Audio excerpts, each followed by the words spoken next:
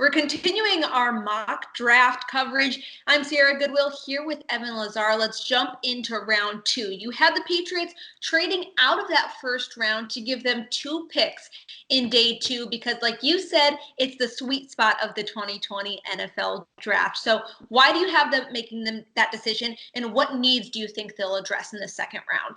Well, the biggest reason why I have them make a decision will kind of show itself with the picks that I made, and that's because the 2 positions of need that I have at the top of their list right now are edge rusher and tight end. And it's just not a great draft in the first round for those 2 positions. So you trade down, you get as much value as you can for number 23. You get 2 picks back from the Houston Texans, who have 2 picks in the second round. And I know Bill O'Brien's going to want to try to make a move that's going to get Texans fans back in his good graces after he traded DeAndre Hopkins to Arizona. So you get those 2 picks from Houston, and you're able to get your positions of need checked off by not reaching on a player in the first round.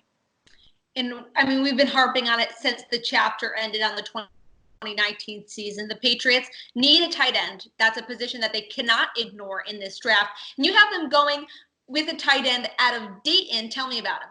Yeah, so Adam Trotman out of Dayton is a late riser for us media folks, right? Once he got to the Senior Bowl, he really started to turn heads because FCS guys, you often wonder about the jump in the level of competition, obviously. But the thing with Trotman is that if you're going to go with an FCS guy, you want him to dominate that competition because it is lesser competition. Well, 14 touchdowns and 70 receptions sounds like dominating the competition at that level. He's 6'5", 255 pounds, a really effective run blocker, an efficient run blocker, certainly has the power and the size to hold up in line and be able to block like the Patriots want him to do. And as a pass catcher, no, he's not the most explosive route runner. He's not some guy that's going to jump off the tape at you, but he's really smooth and he's not herky-jerky or stiff in his hips, which is something that you look at those bigger guys. You just don't want them to be robotic, right? You want them to be able to be fluid and move around, and he can certainly do that. And with his 6'5" size, he's a red zone target and a guy that can play above the rim and go up and catch jump balls and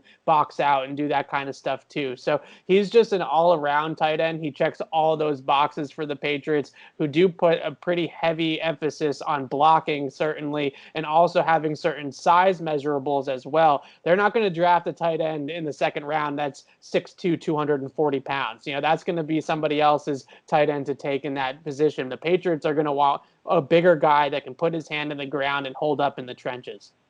Now let's address that edge rusher need. You like Zach Bond. Why do you think he'd be a good fit in New England? Because at the Combine, Sierra, he told us that the player that he models his game after is Kyle Van Noy.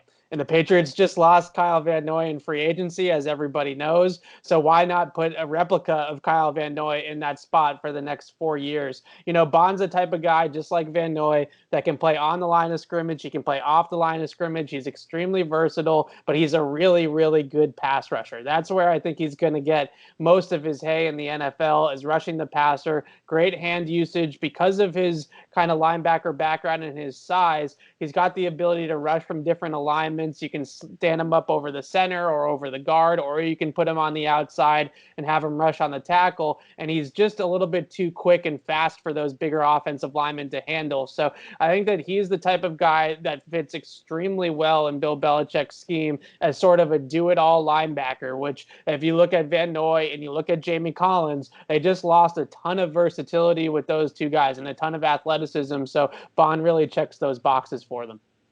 For all the rest of our mock draft content, head to our website at clnsmedia.com and our YouTube channel at Patriots Press Pass.